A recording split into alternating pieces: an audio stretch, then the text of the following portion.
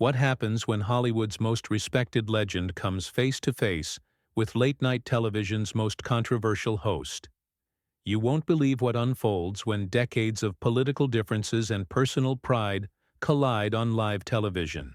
This is the story of how one interview spiraled completely out of control, leaving audiences stunned and a legendary actor walking off set in disgust. Before we get into this incredible story, make sure you hit that subscribe button and drop a comment below because you're not going to believe what unfolds. The atmosphere backstage was already thick with tension as Clint Eastwood arrived at the Jimmy Kimmel Live studio. The 94-year-old icon moved with his characteristic deliberate pace, his weathered face betraying no emotion as production assistants scurried around him. Word had already spread among the crew that tonight's interview might be different. Eastwood had agreed to appear on the show to promote his latest directorial project, but everyone knew the elephant in the room: the host's history of mocking conservative figures and Eastwood's well-documented libertarian views. Jimmy Kimmel paced nervously in his dressing room, reviewing his notes one final time. His producers had warned him to keep things light, to focus on the film and Eastwood's legendary career. But Kimmel couldn't resist the opportunity. Here was one of Hollywood's last remaining old-school conservatives, a man who had famously talked to an empty chair at the Republican National Convention, sitting right across from him. The temptation to dig deeper was overwhelming. As the show's familiar opening music played, Kimmel took his position behind his desk, flashing his trademark grin to the live audience. The energy in the studio was electric. Everyone knew they were about to witness something special. When Eastwood's name was announced, the crowd erupted in respectful applause. The man himself emerged from behind the curtain, moving slowly but purposefully, his iconic silhouette immediately recognizable even in the studio's bright lights. "Ladies and gentlemen, the one and only Clint Eastwood," Kimmel announced, rising to shake hands with his guest. The handshake lasted a beat longer than usual, both men sizing each other up like gunfighters in one of Eastwood's classic westerns. As they settled into their seats, the tension was palpable even through the television screens of viewers at home. "Clint, thank you so much for being here," Kimmel began, his voice carrying that familiar blend of enthusiasm and barely concealed mischief. "I have to say, at 94, you're looking fantastic. What's your secret? Clean living?" Eastwood's response was measured, his voice that familiar gravelly whisper that had commanded attention for decades. "I try to mind my own business, Jimmy. Seems to work pretty well." The audience chuckled, but there was an edge to Eastwood's words that didn't go unnoticed. Kimmel pressed on, discussing the new film, but his questions kept veering into more personal territory. He asked about Eastwood's daily routine, his thoughts on modern Hollywood, the changes he'd witnessed over his incredible career. "You know, Clint," Kimmel said, leaning back in his chair with that look that regular viewers recognized as trouble brewing, "I was watching some of your old interviews from the past few years, and you've had some pretty interesting things to say about politics, about the direction of the country. Do you ever feel like maybe you're a little out of touch with where America is heading?" The question hung in the air like smoke from a gunfight. Eastwood's eyes narrowed slightly, and for a moment, the studio fell eerily quiet. Even the audience seemed to sense that something had shifted. This wasn't the friendly celebrity chat they'd been expecting. "Out of touch?" Eastwood repeated slowly, his voice carrying a dangerous quiet. "That's an interesting way to put it. Jimmy, I've been making movies about American values for over 60 years. I've directed films about heroism, sacrifice, and what this country stands for. So no, I don't think I'm out of touch. I think I know exactly what I'm talking about." Kimmel shifted uncomfortably but couldn't resist pushing further. "But surely you can see how some of your positions might seem, well, outdated to younger viewers? I mean, the world has changed a lot since your Dirty Harry days." "The world's changed, sure," Eastwood replied, his posture straightening slightly. "But principles don't change, Jimmy. Right and wrong don't change. And respect, that doesn't change either. The word respect carried unmistakable weight, and Kimmel felt it. But instead of backing down, he doubled down, that familiar smirk playing at the corners of his mouth. Well, speaking of respect, I remember a certain speech you gave at a political convention where you were talking to an empty chair. That was something else. The moment those words left Kimmel's mouth, something fundamental shifted in the studio. Eastwood's jaw tightened, and his legendary composure began to crack. The audience, sensing the building storm, fell completely silent. Even the camera operators seemed to lean in closer, instinctively knowing they were capturing something unprecedented. "You want to go there, do you?" Eastwood asked, his voice dropping to that menacing whisper that had made him famous. "You want to mock an old man for trying to make a point about leadership?" Kimmel realized he'd crossed a line, but his ego wouldn't let him retreat. "I'm not mocking you, Clint. I'm just saying that maybe, just maybe, talking to furniture on national television might not be the best way to make a political point." The studio temperature seemed to drop 10 degrees. Eastwood leaned forward in his chair, his piercing blue eyes locked on Kimmel with an intensity that made the host visibly uncomfortable. "Let me tell you something, son," Eastwood began, his voice carrying the weight of nearly a century of life experience. "I've been in this business longer than you've been alive. I've earned the right to speak my mind, and I don't need some late-night comedian explaining to me how to do it." But what came next would push this confrontation to a point of no return, as decades of mutual disrespect finally erupted into an all-out verbal war that would leave both men forever changed. Kimmel, emboldened by what he mistook for Eastwood's restraint, decided to press his advantage. "Look, Clint, I respect your career, I really do, but let's be honest here. You're from a different generation. The America you're defending, the values you talk about, they're not really relevant to people under 40. Maybe it's time to admit that your time has passed." The words hit Eastwood like a physical blow. His hands gripped the arms of his chair so tightly that his knuckles went white. The audience gasped audibly, sensing they were witnessing something that had crossed far beyond normal television boundaries. Even Kimmel's usual supporters in the crowd seemed uncomfortable with how far their host had pushed things. "My time has passed?"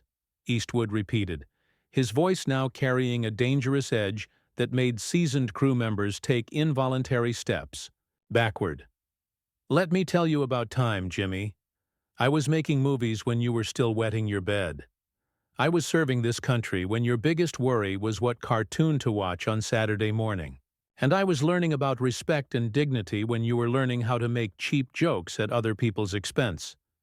Kimmel's face flushed red, but he wasn't backing down. "Oh, here we go with the military service lecture. You know what, Clint? Being in the Army doesn't give you a monopoly on patriotism, and making cowboy movies doesn't make you the voice of American values. Army?" Eastwood's voice dropped to barely above a whisper, but somehow it carried to every corner of the now silent studio. "Son, I was never in the Army. I served my country, yes, but get your facts straight before you start running your mouth about things you clearly don't understand." The correction stung Kimmel, who realized he'd made a factual error on live television. Instead of acknowledging the mistake, he doubled down with increasing desperation.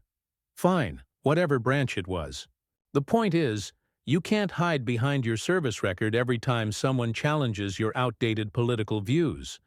This isn't 1950 anymore, Clint. Women have rights now.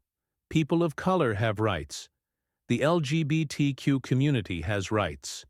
Your brand of conservatism is dying out, and frankly, good riddance." The studio fell into a silence so complete that the hum of the air conditioning seemed deafening. Eastwood slowly rose from his chair, his full height casting a shadow over Kimmel's desk. At 94, he still cut an imposing figure, and every person in that studio could feel the weight of his presence. "You think you know me?" Eastwood asked, his voice now carrying the cold fury of a man who had been pushed too far. "You think you know what I stand for?" Let me educate you, boy. I've made movies celebrating people of all colors, all backgrounds. I've told stories about heroes who didn't look like me, who didn't think like me, but who had the courage to do what was right. And I've done it without lecturing audiences or shoving political correctness down their throats. Kimmel remained seated, but his usual cockiness was beginning to crack. Those were just movies, Clint. Entertainment. What matters is what you've said publicly, your endorsements, your politics.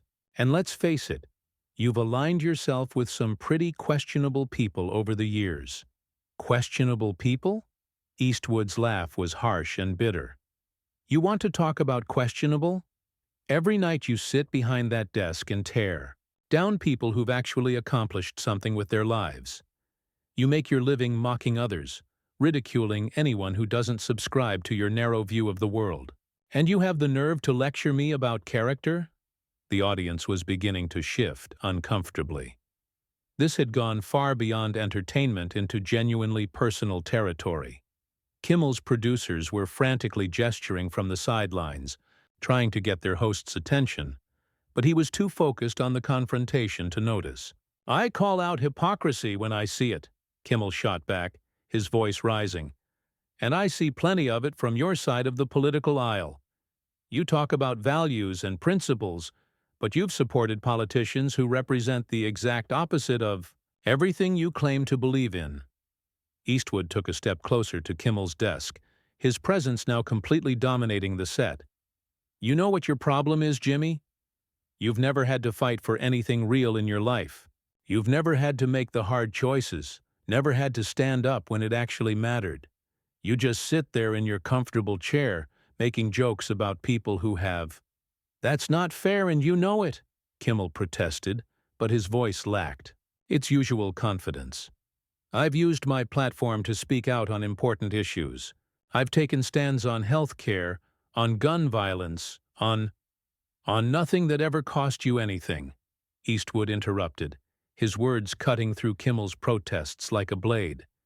"You take your safe little political positions that play well with your Hollywood friends and your liberal audience, and you think that makes you some kind of hero.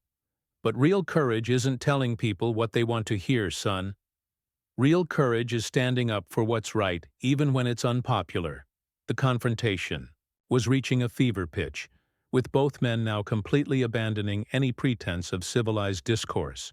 Kimmel's carefully constructed television persona was crumbling under the relentless assault from one of Hollywood's most legendary figures. "You know what, Clint?" Kimmel said, his voice now shaking with rage. "Maybe you're right. Maybe I don't know what real courage is. But I know what irrelevance looks like, and I'm staring right at it. You're a relic from a bygone era, desperately clinging to relevance in a world that's moved on without you." The words hung in the air like a death sentence. Eastwood's face went completely still, his eyes narrowing to slits. The entire studio held its breath, sensing that something irreversible was about to happen. What followed would be the most explosive moment in late-night television history, as two titans of their respective worlds prepared to engage in a final, devastating exchange that would end with one of them walking away forever. For several heartbeats, Eastwood stood motionless, absorbing the full impact of Kimmel's words. The accusation of irrelevance, the one thing that could cut deepest into a man who had spent 7 decades building a legendary career, hung between them like a loaded gun. When Eastwood finally spoke, his voice was quiet, controlled, but carried the weight of absolute finality. "Irrelevant," he repeated slowly, as if tasting the word. "You know, Jimmy, I've been called a lot of things in my life. Some of them deserved, some of them not. But irrelevant?" He shook his head with a cold smile. "That's rich, coming from a man whose entire career is built on reading jokes other people write for him." Kimmel's face went pale. "At least I'm not living in the past, desperately trying to recapture glory days that ended decades ago." "Glory days?" Eastwood's laugh was harsh and cutting. "Son, I'm still making movies. I'm still telling stories that matter. I'm still working while men half my age are sitting in retirement homes. But you're nothing more than a puppet, dancing. For the entertainment of people who'll forget your name the moment someone younger and cheaper comes along. The audience was completely silent now, many of them visibly uncomfortable with the brutality of the exchange. Several people in the front rows had their hands over their mouths in shock. This had gone far beyond television entertainment into something genuinely ugly and personal. Kimmel shot to his feet, finally abandoning his desk. "You think you're so much better than everyone else, don't you? The great Clint Eastwood, Hollywood, royalty looking down on us mere mortals from your ivory tower. Well, let me tell you something, old man. Your movies were never that good to begin with. You got lucky with a few westerns and somehow convinced people you were an artist." The words hit the studio like a bomb. Attacking Eastwood's films, his life's work, his artistic legacy, was crossing a line that no one had expected Kimmel to cross. Even his most ardent supporters in the audience looked stunned by the viciousness of the attack. Eastwood's response was swift and devastating. "My movies were never that good?" His voice dropped to that dangerous whisper again. "Let me tell you about good, Jimmy. Good is creating something that lasts, something that means something to people long after you're gone. Good is earning respect through decades of hard work, not cheap laughs and political pandering. Good is having the courage to stand for something, even when cowards like you are tearing you down." "Coward?" Kimmel's voice cracked with rage. "I'm not the one who talks to empty chairs instead of having real debates. I'm not the one hiding behind movie roles instead of engaging with the real world." Eastwood stepped closer, now looming directly over Kimmel. "The real world? You wouldn't last 5 minutes in the real world, son. You've spent your entire life in the artificial bubble of television studios and Hollywood parties. You've never had to build anything, never had to create anything lasting, never had to face real consequences for your actions. You're nothing but a professional critic, and critics are just people who couldn't do it themselves." The assault was relentless and precise, each word chosen to inflict maximum damage. Kimmel was visibly shaking now, his usual composure completely shattered. "You're out of line, Eastwood. This is my show, my studio, and I don't have to listen to this abuse from some washed-up actor who can't accept that his time is over." "Your show?" Eastwood's voice rose for the first time, filled with genuine anger. "Your show is nothing but a platform for your own inadequacies, your own failures as a human being. You invite people here not to celebrate them or learn from them, but to tear them down so you can feel better about your own miserable existence." The personal nature of the attack left Kimmel speechless for a moment. When he finally responded, his voice was barely controlled. "Get out. Just get out of here right now. Security!" But Eastwood wasn't finished. "Oh, I'm leaving. Don't worry about that. But before I go, let me give you some free advice, Jimmy. When you wake up tomorrow morning and you're still you, remember this moment. Remember the night you showed the world exactly what kind of man you really are. Because that's your real legacy. Not the jokes, not the ratings, not the celebrity interviews. Just this moment, when you revealed your true character."